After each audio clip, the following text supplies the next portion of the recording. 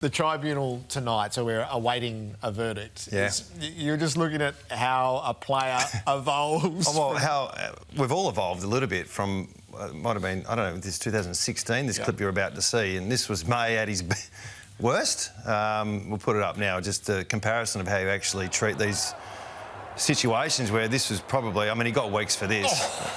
Oh, so, as much as it was a bad result on the weekend, that's what we used to do, and you know, they make the highlights packages on a Monday, those type of things. So we've all evolved, not as deliberate looking now. Game's come a long way. On the Absolutely, yeah. And for the better. A decade on, not leaving the ground, not tucking the shoulder in. Running past the ball. The AFL has said this is not a bump.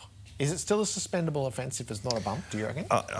Horse can touch on this because we're a little bit confused, really, because there is something about, and we've all been in that situation where you've made a bump semi-deliberately, not, you know, I'm going to hit this guy, make it look like it wasn't deliberate, and whether he did that or not, who knows? All right, to the projects at hand. So you've taken Fremantle, Simmo. As we thought we'd give you Collingwood, John, is from your experiences last year and trying to lead the competition for a long way. How challenging is that?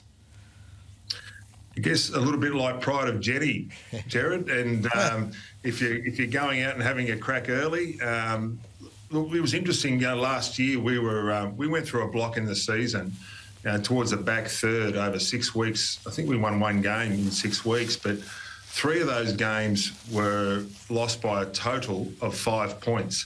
And so you've got to be able to determine what's real and what's not, and don't jump at shadows. And you know, how much of it's actually got to do with just having a poor run of injury at that particular point. I mean, if you're looking at Collingwood, they've only got, lost a couple of games. They've got some injuries. I just see this week's, obviously they play the Tigers, but the next 4 weeks they play finals contenders. And if they can come out of that with a 2-2 type run in going into the finals, I think they're in great shape. I mean, the last 5 games last year before the grand final, we won 5 in a row. So you can go through a patch of form that's associated with injuries, and the real key is what's real and what isn't. And, you know, making sure that you don't jump at shadows during that period, what you need to tweak.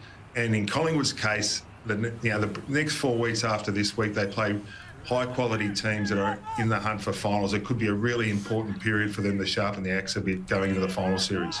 The competition doesn't reward finishing first in the way that it might. It really is 1-2. Do you have a view on, do you chase the minor premiership, or are you just looking to shore up home qualifying finals?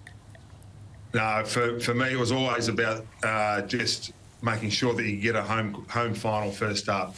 The rewards just simply aren't there for finishing on top, and which is a shame. And I think that should be changed, and we'll certainly look at to encourage that type of run to the line, making sure that that's rewarded over a course of a season. I think that's important for the AFL to consider.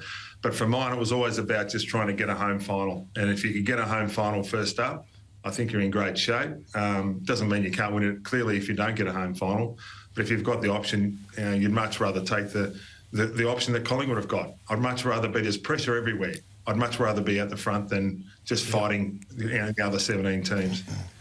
What about Freo, Simmo? So a side that you know as well as anyone, did you enjoy that? Well, you would love what they did against Collingwood, but have they done it in a bit of a different way? Well, they did, but I think, and we're talking to Horse about this today, about the evolution of a style of play and a list build. And I know Fly mentioned something about maybe they should play like that all the time, and you know, you can all play a different way. You don't have to win playing Collingwood's game plan, by the way. How would have gone down the coach? Yeah, I don't know. He's got more class than I have, Longy. But what they did in the last quarter was a little bit different. You know, obviously they pushed a button and it worked. And the evolution of Fremantle now is with their age profile. They're still pretty young. They're the 12th, 13th youngest side in the competition on the weekend. But they were number 1 at clearances last year by a mile. And they couldn't win a game. In fact, they didn't win a game if they didn't win the clearances. Now they've changed. Some of their stats that you'll see in a minute where they're winning differently. You know, their back half game's actually in pretty good health. Their clearance numbers and scores from stoppages have dropped a fair bit. So they're going through this phase, and Horse and I spoke about this, where you don't want to be number 1 at one thing, and I've said this before, you want to be top 6 at everything. And they're heading in that direction. They've got to tidy up that score from stoppages from a final result point of view. But they're the type of things you look at as a coach. And then you get to the last quarter and you go, this is not working for us. Let's try and take on the corridor, or let's try and do something differently. And that wouldn't have worked last year for Fremantle. And I've seen them enough to know that they're evolving in a maturity point of view where they can change the style midstream. And that's the next step, Horse, that we see. And as coaches, we grow towards the back end of the year. I reckon it's really important to acknowledge that sometimes it's not just a matter of switching a switch when you're a younger team. They're still developing. They're a younger group, and so what we saw on the weekend was them, turning the switch on probably for the first time. It doesn't mean it hasn't been tried before and hasn't really clicked, but they might be at the stage now where they just got that maturity to be able to turn the switch and go into a different style, as Simmo mentioned. So it's important to understand, they're not the oldest, most experienced team in the competition. They've still got some youth, but I thought it was a great sign that they were able to switch, and maybe that's another level of maturity they've got. All right, so show us what it looks like. Yeah, well, so this is the first clip is just what their MO normally is. So last year they spent a lot of time being number one clearance. I think it was almost the best clearance year of any team in history, and they sent up a half forward here to pressure the back of the winger, play 5 forwards in front of the ball. There's your 3 talls, get a bit of separation. If you're going to play 3, you have that little bit of a triangle look. Just get a surge out of a clearance. Dirty football, really. No pure type of play. Bit of isolation, and Voss runs on and kicks a goal. Now that's they're your standard score from stoppages type of goals, but they've had to do it differently in the last month or two. They've had to score from the back half, and this last quarter, not only was it back half, it was more corridor bias. So this would have been a conversation at 3/4 time. Can we set up for down the line plays, more corridor than straight? And you can see that we call these post plays, setting up for a more corridor bias kick, which allows a crumb, and this is where you get your speed. Your half forwards set up lateral. You got Pendles there sweeping. Feels safe, but it's not. And these half forwards are programmed to do these from these plays where they get in front of the play. They've got the licence, and that's how you get your speed. So back half transitions, one thing. Using a bit more corridor bias in the last quarter is a coachable moment because you've got to set up differently. But those half forwards are the same.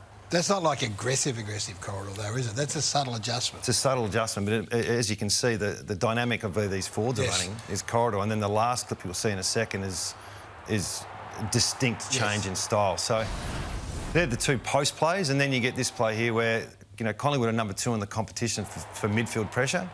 Fremantle number 2, midfield pressure.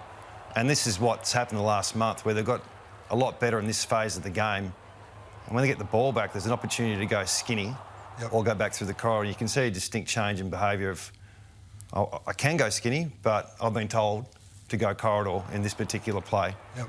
So is this waiting for what the game gives you as well? Like, it's not, This is coaching. Yeah, this is 3/4 time. Right. This is not working. So it doesn't have to work it doesn't have to be that way from the opening minute.